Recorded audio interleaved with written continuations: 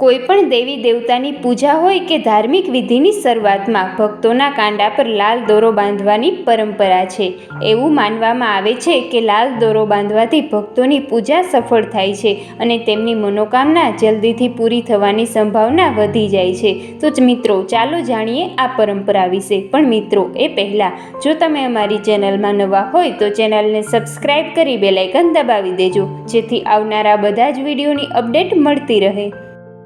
આ લાલ દોરો પુરુષોના જમણા હાથના કાંડા પર અને વિવાહિત મહિલાઓના ડાબા કાંડા પર બાંધવામાં આવે છે.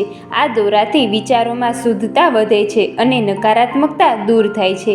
આયુર્વેદિક ડૉક્ટરો આ જ જગ્યાએથી નસની તપાસ કરીને રોગો શોધી કાઢે છે. જ્યાં કાંડા પર દોરો બાંધવામાં આવે છે, માન્યતા છે કે આ જગ્યાએ દોરો બાંધવાથી જ્ઞાનતંતુઓ પર દબાણ વધે છે, જેના કારણે આપણા શરીરમાં વાત, પિત્ત અને કફમાં નિયંત્રણ રહે છે.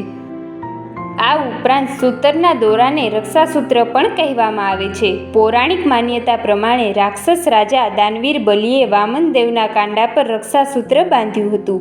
આ પછી જ વામનદેવ રાક્ષસ રાજા બલિ પર પ્રસન્ન થયા હતા. પ્રસન્ન થઈને ભગવાન બલિએ પાસેથી વરદાન માંગવા કહ્યું અને બલિએ ભગવાન પાસે પાતાળ લોકમાં રહેવા માટે વરદાન માંગ્યું હતું. આ પછી ભગવાન વિષ્ણુ બલિના પાતાળ લોકમાં રહેવા લાગ્યા. ત્યારે દેવી લક્ષ્મીએ રાજા બલિના કાંડા પર રક્ષાસૂત્ર બાંધ્યું હતું. આ પછી જ્યારે બલિએ લક્ષ્મીજીને કંઈક માગવાનું કહ્યું તો દેવીએ વિષ્ણુજીને બલિના ઘરમાંથી મુક્ત કરી દેવા માટે કીધું હતું. આ પૌરાણિક કથા પછી દોરો એટલે કે રક્ષાસૂત્ર બાંધવાની પરંપરા શરૂઆત થઈ ગઈ છે.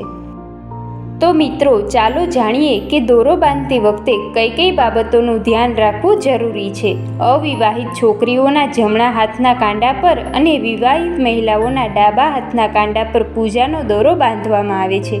આ બાબતે એવું માનવામાં આવે છે કે લગ્ન પછી મહિલાઓ તેમના પતિની ડાબી બાજુ બની જાય છે. આ કારણથી મહિલાઓના ડાબા હાથના કાંડા પર દોરો બાંધવામાં આવે છે. પૂજામાં દોરો બાંધતી વખતે ભક્તે પોતાની મુઠ્ઠીમાં ચોખા રાખવા જરૂરી છે અને મુઠ્ઠી બંધ રાખવી જોઈએ. દોરો બાંધ્યા પછી ચોખાને હથેળીમાંથી માથાના પાછળના ભાગ તરફ ફેરવીને છોડી દેવા. તેમજ દોરો બાંધતી વખતે તમારે તમારો બીજો હાથ માથા પર રાખવો જોઈએ અને મિત્રો, આ વખતે ભગવાનનું સતત સ્મરણ કરવું જોઈએ. મિત્રો, આવા જ અવનવા ધાર્મિક અને શાસ્ત્ર સંબંધિત વિડીયો જોવા માટે અમારી ચેનલને સબસ્ક્રાઈબ કરો. અને મિત્રો, તમને આ વિડીયો પસંદ આવ્યો હોય તો વધુને વધુ લોકો સુધી શેર કરો. ધન્યવાદ.